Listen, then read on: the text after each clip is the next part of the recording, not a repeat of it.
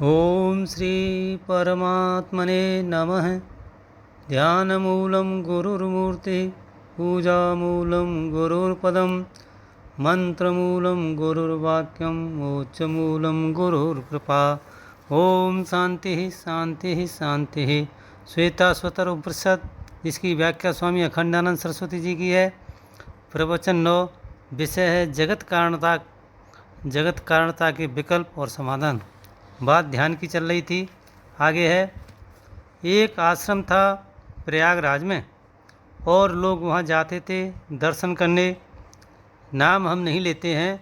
क्या करते थे, वहाँ के थोड़ी थोड़ी भांग पिसवा करके प्रसाद के पेड़ों में मिला कर रखते थे और जब प्रसाद बांटते थे तब वह भांग वाला पेड़ा देते थे और कहते भजन करो। अब वह आदमी जाकर ध्यान करने बैठता तो उसका दिल जो है वह भांग के नशे में थोड़ा थोड़ा फुदकने लगता। बोला, अरे देखो, आज तो आनंद की बहार दिख रही है। यह क्या है कि यह जो महाराज मुफ्त में ईश्वर की प्राप्ति चाहते हैं, उन लोगों की यह दशा होती है। उनको कहीं न कहीं कोई शक्तिपाती फंसा लेता है। शक्तिपात करने वाला माने सिर पर हाथ रखकर ईश्वर को दिखाने वाला। कोई न कोई शक्तिपात करके उनको जरूर फंसावेगा।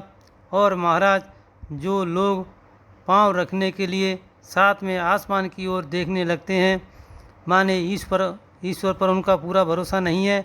जैसे ईश्वर उनका कोई नौकर है और हर समय जैसे उनका इंतज़ार करता रहता है और खबर भेजता रहता है कि अब ऐसे पांव रखो, ऐसे देखो और ऐसे चलो। जिनको यह तक नहीं मालूम है कि ईश्वर का पूरब क्या है, पश्चिम क्या है और उत्तर दक्षिण क्या है, जिनको यह तक नहीं मालूम है कि ईश्वर की दृष्टि में यह सृष्टि कैसी है, बस वे लोग सोचते रहते हैं कि अब आएगा हमारे लिए सारा संकेत आवेगा। माने ईश्वर बैठकर तुम्हारा ही ध्यान कर रहा है, ईश्वर को कोई और काम नहीं है। तो ध्यान शब्द का अर्थ यह नहीं होता कि ईश्वर तुम्हारे लिए बहुत फिक्रमंद है भला, और ध्यान का अर्थ शक्तिपात भी नहीं होता है। बचपन से अब तक ऐसे ऐसे शक्तिपातियों से काम पड़ा है जो आसमान में सिनेमा दिखा दें। हम लोग जानते हैं कि इसमें क्या तत्व है। हमारे एक मित्र हैं, वे केवल मरे हुए आदमियों को नहीं, जिंदा आदमी की आत्मा भी बुलाते हैं। उनकी मानसिक शक्ति इतनी प्रबल है कि वे जिंदा आदमी की आत्मा को बुलाते हैं, पर असल में आत्मा नहीं आती है। उनकी मानसिक शक्ति इतनी प्रबल है कि वे चाहे जिस भाषा में लिखवा लेते हैं, जिसके मन का निश्चय वे कर लेते हैं। ध्यान का मतलब यह नहीं होता है, यह तो विक्षेप होता है। विक्षेप का नाम ध्यान नहीं होता है। एकाग्रता का नाम, जहाँ परमात्मा के सिवाय दूसरी कोई वस्तु नहीं रहती है, परमात्मा जगमगाता रहता है, वह ध्यान होता है। हमारे एक गणेश जी हैं, पेट जरा मोटा है, कथा में बैठते और सो जाते थे। कोई कहता, क्या कर रहे हो गणेश जी, तो बोलते समाधि लग गई थी। ऐसे लोग महाराज समाधि बमाधि का को कुछ जानते नहीं है भला।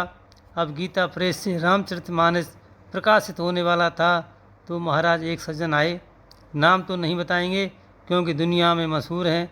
बोले कि हम तुलसीदास जी की आत्मा बुलाते हैं। अच्छा, बुलाओ महाराज, हम लोगों को बड़ा काम है।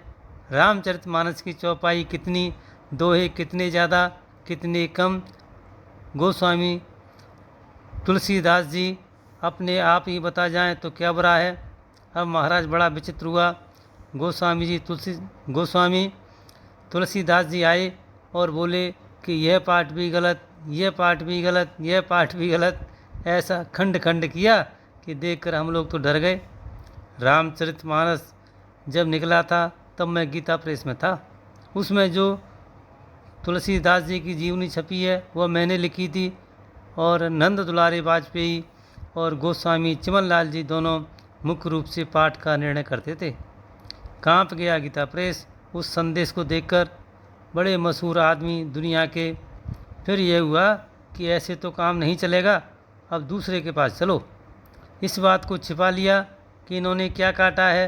अब दूसरे के पास गए वहाँ उन्होंने कहा कि हम लोग तुलसीदास जी की आत्मा से भेंट करना चाहते हैं, आप उसे बुलाओ। उन्होंने बुलाया तो उनसे हम लोगों ने प्रश्न करना शुरू किया कि यह पाठ ठीक है कि नहीं।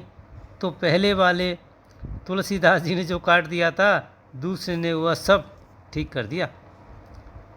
ये लोग जो साथ में आसमान की ओर देखने वाले हैं ना, वे लोग ध्यान व्यान नहीं जानते हैं। हम लोग तो बचपन से ही लगे हैं। हमारा एक मित्र है, जिंदा है अभी, तुम नाम लो, और वह उसे जिंदे व्यक्ति की आत्मा